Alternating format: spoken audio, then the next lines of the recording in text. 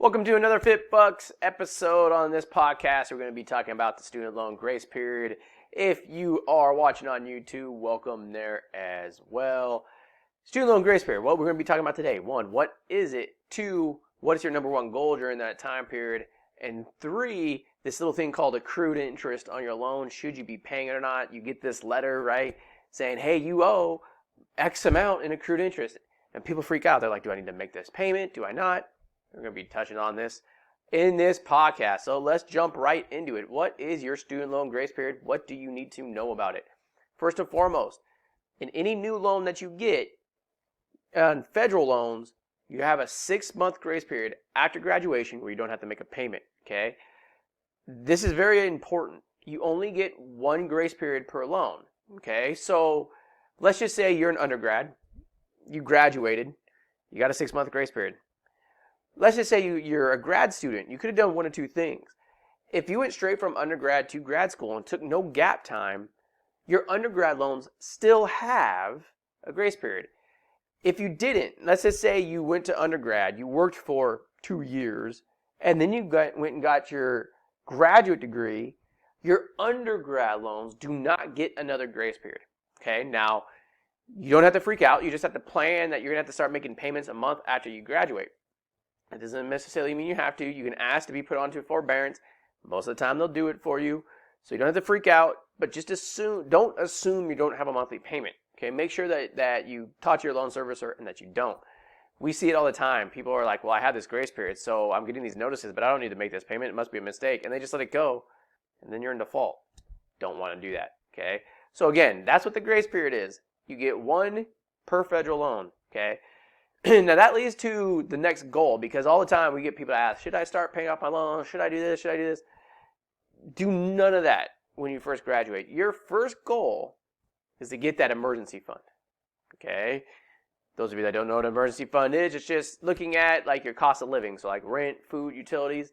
You add that up, you multiply it by a certain number, and that's how much money you should have in a bank account, like a checking account or a savings account, okay?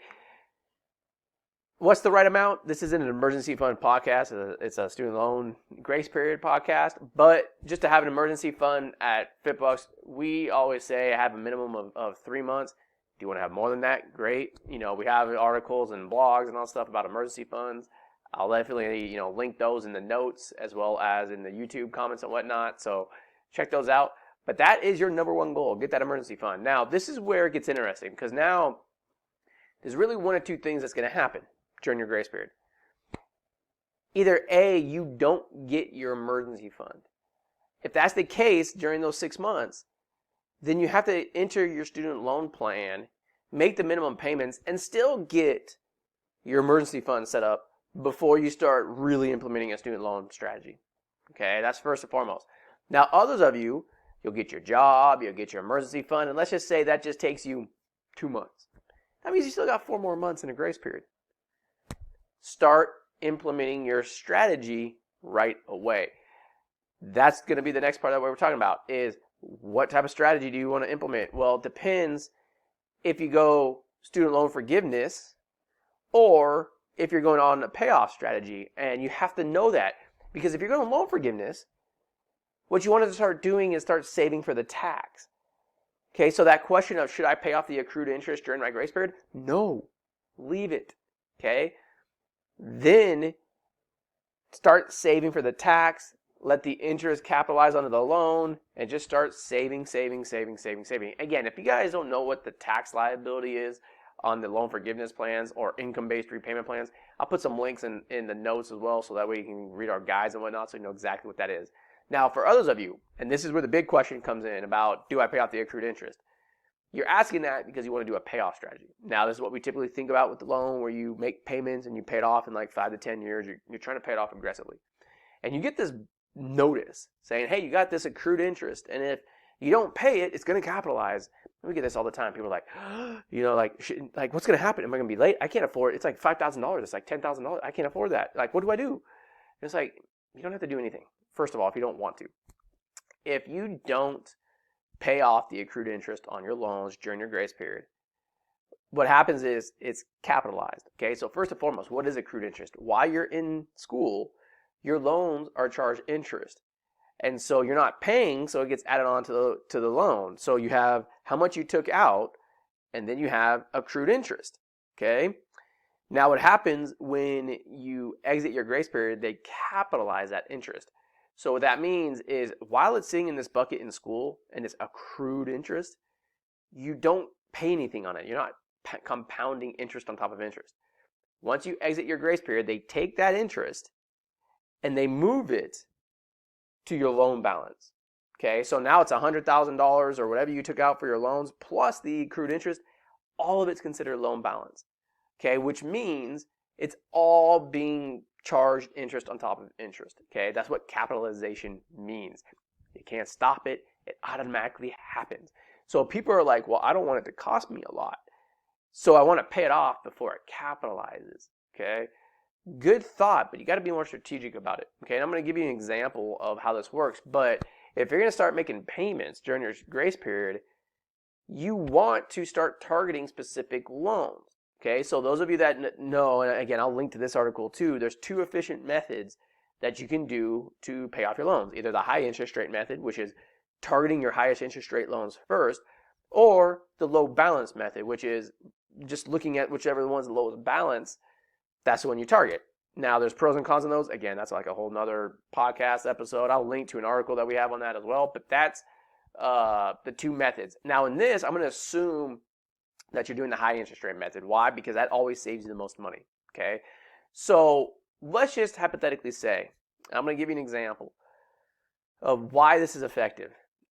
Let's just say I took out 2 loans. Okay, $50,000 in one loan, that was at 4%. $50,000 of another loan, that's at 7%. Okay, that means that my weighted average interest rate is 5.5% between the 2 loans. Okay, now let's just say that 1 year goes by and I accrued interest while I was in school. So on my 7% loan, I took out $50,000. During that 1 year, I accrued $3,500 of interest. Now on my other $50,000 loan, that's at 4%, I accrued $2,000 of interest. So overall, I have $5,500 of accrued interest. So let's just say I can pay that off. I could pay $5,500 before my grace period ends. This is where a lot of people make the mistake. They just pay the $5,500 towards the accrued interest. It's like, no. Start implementing your strategy. So if your strategy is to pay off the highest interest rate loan first, do it. Okay? So, like if I have that 7% loan, I want all the $5,500 to go towards that loan. Now, when I do that and I make that payment, I have $50,000 of principal and I have $3,500 of accrued interest. It has to go to accrued interest first, and then it goes to reducing the principal. So if I were to do this, when I exit my grace period, that would mean that I have a $48,000 loan at 7%, and I have a $52,000 loan at 4%. My weighted average is 5.44%. I'm starting to drop my weighted average interest rate, which is what you're trying to do. Okay? So if I would have just thrown it across the loans, I still would have had a $50,000 7% loan and a $50,000 4% loan. My weighted average interest rate would have been about 5.5% still. Is this a big deal? One, it does 2 things. It helps you save money. In this example, on $100,000 over the life of the loan, it would save you, by doing that more strategically, about $500. Not a big deal, okay? But for those of you that have seen some of our workshops and hear me talk about this stuff all the time, these little things when it comes to finance add up to a lot of money. Like if you were to do this and then you compounded that with the extend and prepay strategy that we talk about, the FitBucks extend and prepay strategy, you're going to save like $5,000 just by doing these 2 little tiny things. It's worth it. Those are 2 things in finance. Now you add refinancing on top of that, you potentially save $15,000 or $20,000. I'm going to talk about refinancing in a minute too during your grace period as well. But the key thing is, that's the number one reason why you target the specific loan even in your grace period instead of just paying all the accrued interest. You save money. The other thing, let's just say I'm aggressively making payments. Okay? And that's my game plan. In the first scenario, if I just throw it all at accrued interest on my on my big payment, that means I have $50,000 and $50,000, two different loans. Okay? If I'm strategic about it and I throw all that money at my high interest rate loan, I have a $48,000 loan and a $52,000 loan. I can keep chipping away at the $48,000 loan and I'll have it paid off faster. Why is that a big deal? Because as soon as I pay off that $48,000 loan, my required payment is going to drop, which means I can then prepay more to my next loan. Or, why is that strategic? For some of you that saw our podcast about 3 or 4 weeks ago, we talked about qualifying for like a home loan. When you go to buy a house, they look at your required payment on your student loans. So if you pay off that loan first and it drops your required payment and you're able to do that faster, if one of your goals is to buy a house in 3 to 5 years, let's say, and you're doing a payoff strategy, by targeting one of those loans, instead of just spreading your prepayment across all the accrued interest, you're going to pay off one of the loans faster, which means the required payment drops faster, which means you're going to qualify for a home loan or more home loan sooner. And it's going to be easier to qualify for that home loan. Or maybe you just want to pay off some of your loans and you're doing it aggressively, but you might want to have children in like 3 or 4 years and have the option of working part-time or staying at home. Well, the lower your required payment is, the easier and the more flexibility you have in your financial plan. So that is the reason why you want to target a specific loan during the grace period instead of just throwing it at all the accrued interest and just paying it off. I mean, this is one of the biggest questions we get from people in their grace period. Should I just pay off all the accrued interest? No, target it. Okay, target the loan. Last thing I'm going to talk about in this. If you get that emergency fund before your grace period ends, and one of your goals is to pay off your loans, at that point in time, you're working, you got your emergency fund, look into refinancing. Doesn't necessarily mean you're going to do it. You're going to look into it, right? And to help you, many of you already know this, we have a free refinance service, okay? You build your profile, it gives us an awesome background of your situation, and we can answer the first question of, should you be refinancing or not? And then if you say, yeah, let's go ahead, you might want to look into it, and yeah, you should be doing this. Let's see what numbers look like. We can actually help you shop different companies. We have 10 different companies that we work with, so all the companies you guys have heard of SoFi, Laurel Road, Earnest, Common Bond, Splash, they're all of our partners, okay? We have databases based on different scenarios. That's one of the reasons why we have you build your profile saying, hey, for this person's scenario, this company or this company are most likely the two to be the best interest rate. So that's why we go to them, okay, and that's one of the services. But more importantly, we'll help you say, okay, should you do like a 10-year loan, a 5-year loan, 15-year loan, make prepayments? How does this all work? What's the math behind it? We'll do all that for you. Bottom line is, if you got your emergency fund before your grace period is over and you're ready to start making payments, look into refinancing. Okay? Now, in the other scenario where you don't have your emergency fund during your grace period, and at the end of your grace period, if you're going to be paying off your loans, you still want to look at refinancing then. You don't want to wait because it can start saving you money right away. Okay? Just to summarize about the student loan grace period.